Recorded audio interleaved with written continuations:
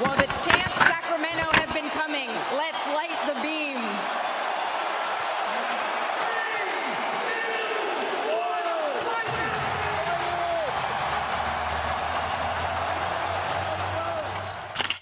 Not too long ago, the Sacramento Kings made the playoffs for the first time in 17 years.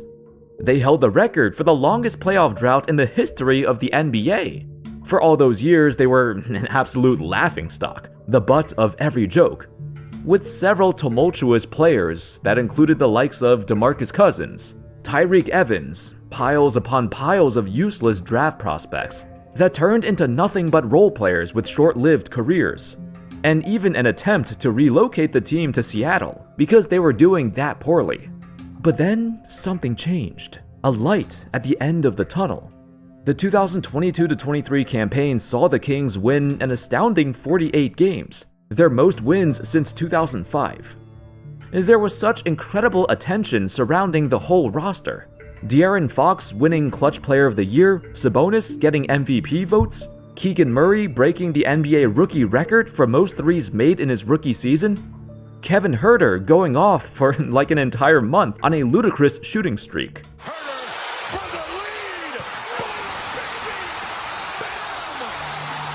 And suddenly, they found themselves back in the playoffs with the #1 offensive rating in the league, the best offensive rating in history. They recorded a 119.4 offensive rating. At that time, it was higher than we've ever seen before, though that number would soon be surpassed by several other teams in the following year. It signaled an ever-so-changing NBA landscape, a revolution in offense across the league, and all of a sudden, the rest of the NBA caught up to the Kings, and their team wasn't so special anymore.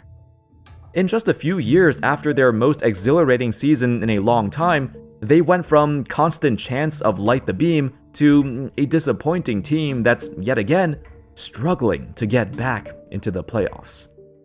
In this video, we're going to take a look at how the Sacramento Kings ruined their team and made zero progress since that remarkable 2022-23 season. What happened to them? How did they become irrelevant so quickly and suddenly?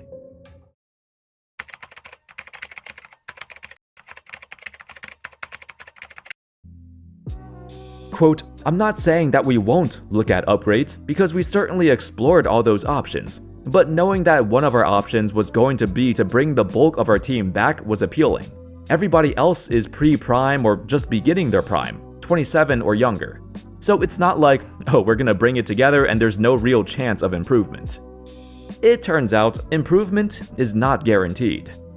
When you have a young, rising team coming off their best season in a while, what exactly is the best course of action to take during the offseason? Well, in the months following their successful year, Monty McNair and the Kings front office decided to do nothing. I mean, they were over the cap like most teams, so they couldn't sign any major free agents without shaking up the roster. They basically ran it back with the exact same roster as before, and banked on their young players to continue improving and develop even more chemistry. Essentially, all of their eggs were placed in their same core lineup, a lineup filled with role players surrounding their two stars, De'Aaron Fox and Domantas Sabonis. In theory, their plans seemed fine, but on paper, regardless of how great of a season they had, this is still a team that got bounced in the first round. This is still a team that barely made the playoffs and squeezed into the play-ins. New Orleans knocks off Sacramento, and they get the 8th seed. This is still a team that's one of the worst defensive teams in the league. Typically, it only makes sense for championship teams to run it back with the same roster, because they've proven they're good enough to win the title, not a team like the Kings. So when they made zero moves in the offseason, well, not completely zero, they did acquire Chris Duarte, who peaked in his rookie season and it's been downhill since then. He didn't have as much of an impact as the Kings thought he would. So let's just say they made no significant moves whatsoever. This was a huge gamble betting on this core of young players to keep improving. The gamble did not pay off.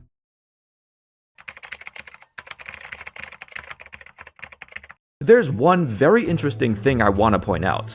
In both of these two seasons, the Kings, despite having a record of 10 and 12 games above 500, they had a losing record against other teams who were above 500. They were 22-26 before, which was the second worst record among the top 6 teams in the West. They did have, however, a 26-8 record against teams below 500. What this suggests is that when the Kings play any teams that are actually good, they struggle, and their success was reliant on racking up wins against bad teams. It happened in back-to-back seasons, and it shows perhaps the Kings are not as good as they thought they were. In that particular season, the Kings stood still and even regressed a little bit due to their role players like Keegan Murray and Kevin Huerter not performing as well as before. Their ungodly three-point shooting went from absurd to back down to earth. It's hard to expect anyone to maintain that level of shooting on that kind of volume unless you're Steph Curry. Their stars, Fox and Sabonis, were still as good as they've always been, but their improvement reached a standstill, and as they approach their late 20s, it's unlikely there's much room for more growth. I've mentioned their youth being an advantage, but in reality, they were just average in terms of age, ranking as the 17th youngest team in the league. Above all else, the rest of the NBA experienced an offensive explosion. This one season alone produced 6 of the top 10 offensive ratings in the history of basketball. The Kings fell from the league's #1 offense to 13th. Still a decent offensive team, but clearly not able to keep up with the rest of the league anymore, especially since, offense was their biggest advantage before. The Kings, once known for their pace and space, their excellence at getting high-quality shots were no longer relevant. And now they became just like any other team. In fact, instead of having the NBA's best offense and among the worst defense, they became average in both categories, and thus missing the playoffs in a very disappointing season. Honestly, it might have been better to be a top offensive team and a bad defensive team, as opposed to average in both, because at least you'd have an identity and playstyle to build on. The Kings don't have that anymore. Another concern is, well, maybe not a concern, but hear me out. They are arguably the healthiest team in the league. In their 2022-23 season, their entire team only missed a total of 57 games due to injury, the lowest among all teams. In the 2023-24 season, that number increased to 126 games missed, but that's still the 6th lowest in the league. Their stars in particular, along with their core of role players, are rarely ever injured. How exactly is this a concern, you may ask? Well, it's a concern because despite their roster being a beacon of health, they still only managed to be a slightly above average team. Unlike another rebuilding team, the New Orleans Pelicans, who have the injury excuse to fall back on, the Kings don't. This is who they are at full strength. There's no what ifs, like, what if Zion Williamson or Brandon Ingram were healthy? That's not the case with the Kings. The Kings have always been close to full strength, and their full strength is simply not good enough to compete with the contenders of the West. The organization finally realized this, and they finally did something.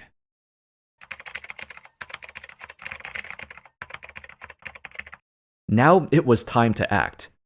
The Kings have agreed to a sign-and-trade. Sacramento acquired DeMar DeRozan from the Bulls in a 3-team deal. DeRozan's going to get 3-year, $74 million.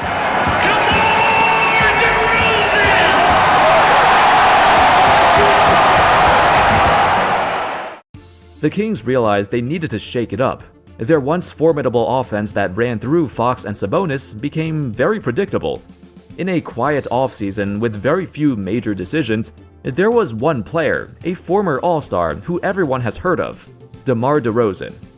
While most remember him from his days in Toronto, DeMar's game hasn't really changed all that much. I mean, he still thrives off of mid-range and free throws, his 2 preferred methods of scoring.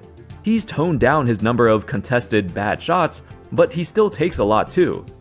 There's a reason that most teams with DeMar DeRozan as the primary scorer devolve into a slow-paced, half-court oriented playstyle, the antithesis of what the Sacramento Kings are about.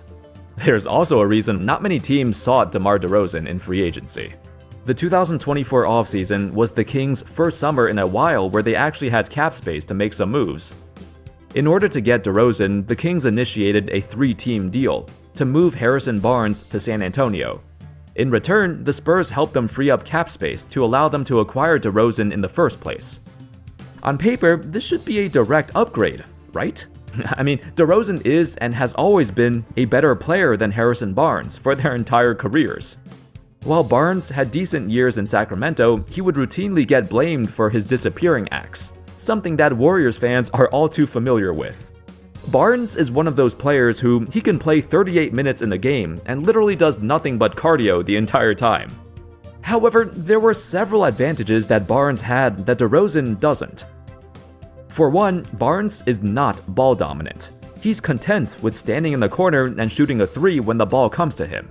He's also a bigger body, a stronger, burlier defender who can legitimately guard power forwards for short periods of time. While he doesn't provide much else, the fact that he doesn't touch the ball that much is a benefit in itself. It allows more possessions to go to Sabonis or Fox. Sabonis is a playmaking savant, a triple-double machine, who also happens to be the most efficient scorer in recent history. Over a 3-year span, he's averaged a 66% true shooting percentage, the highest of anyone in this stretch of time who take at least 12 shots a game. Yet, that's also the problem. He only takes 12 shots a game. A player of his skill, of his wide array of offensive moves, you'd expect him to get at least 18 to 20 shots a game. Heck, the offense would be so much better if he did take that many. However, that's not who Sabonis is. He's never been the guy who demands that many looks, and sometimes even shies away from the ball, preferring to defer to his teammates. So now, with the arrival of DeRozan, the expectation was perhaps he'll slot in as the third option, and Sabonis will now be taking more shots. And maybe DeRozan will learn how to play off the ball more and insert himself within the flow of the Kings' offense. Neither of those things happened. Instead, DeRozan has the second highest usage on the team behind Fox. He takes the second most shots on the team. Whenever he has the ball, it's like the entire offense stops and watches him. It's like his playstyle is independent of every other aspect of the team. The Kings basically went from a player who can hide in the corner and vanish for 30 minutes straight and no one would notice, to a player who commands the ball at an exceptional rate, to the point where it's taking touches away from their two best players. Even though DeRozan's numbers don't look bad, in this case, the numbers don't tell the whole story. The Kings trio averaged nearly 70 points a game combined, among the highest scoring trios in all of basketball. Yet their offense looks worse than before, in part due to their reduced three-point attempts. In past seasons, the Kings were top 3 or top 6 in three-point attempts per game. Now they plummeted down the board. The mere existence of DeMar changes how defenses guard them now. Oh, they know he's not going to shoot threes, so the defense has gotten tighter, so the space on the floor has shrunk, which makes it harder for every other shooter on the team to get open threes. Both Keegan Murray and Kevin Huerter used to look like gods in the previous Kings offense. Now, sharing the floor with DeRozan, they've become horrendous three-point shooters. It's the worst they've shot in their entire careers. Is it a mere coincidence that DeRozan's arrival to any team turns them into a horrendous three-point shooting team? I don't think so. It's happened several times now. It may seem like I'm taking a dump on DeRozan, but I don't even think he's a bad player. He's a great player within his skill set, but it's a skill set that's quite outdated. He needs a specific kind of talent to surround him with to succeed, but on a team where he's the third best scorer, DeRozan is the odd man out. The Kings never had a weak bench, and their strength in their role players have actually been a huge boon to their team over the years. Cut. And the fine and one, Malik Monk. But looking into it, their role players are actually quite one-dimensional, and have certain skills they specialize in but lack in others. For example, Keon Ellis is arguably the team's best perimeter defender, but that's essentially the only reason he's on the court. Wouldn't you love it if Keon Ellis and Malik Monk were fused into one player? You combine Monk's offensive arsenal with the tenacity and toughness of Ellis's defense, and you get a tremendous all-around shooting guard. The limited ability of their role players have come to light in recent times. Keegan Murray was once considered a prized young prospect who flourished in his rookie season. In fact, his 41% three-point shooting on over 6 attempts per game was so phenomenal. He broke the previous record for most threes made in a season by a rookie since Donovan Mitchell back in 2018. Relocates Keegan Murray. Expectations were high for him to keep building on this, but he never did. When he's struggling to shoot the three, he really lacks talent in every other aspect of the game. You could kinda say the same with Kevin Huerter. When they're in a shooting slump, they're kinda useless. The flaws of their core role players have been exposed, and other teams take advantage of that. As the years go by, it's looking more like the Kings' success in that lone season was simply a one-hit wonder. Everything was going in their direction, from Sabonis' MVP-level play to De'Aaron Fox being the most clutch player of the year, bailing them out so often in the fourth quarter, to their role players going on an absurd shooting streak. Looking back, it's hard to believe this was all sustainable. Their iconic season that drew admiration from fans across the globe faded away just as quick. This team that was supposed to be the new faces of the West, a team that was expected to lead the way into a new era with a hyper-energetic, thrilling playstyle that made people want to tune in and watch. After every win they get, they'd light the beam. Heck, you could even hear chants of light the beam when they play on the road. And who can forget their final beam of the regular season?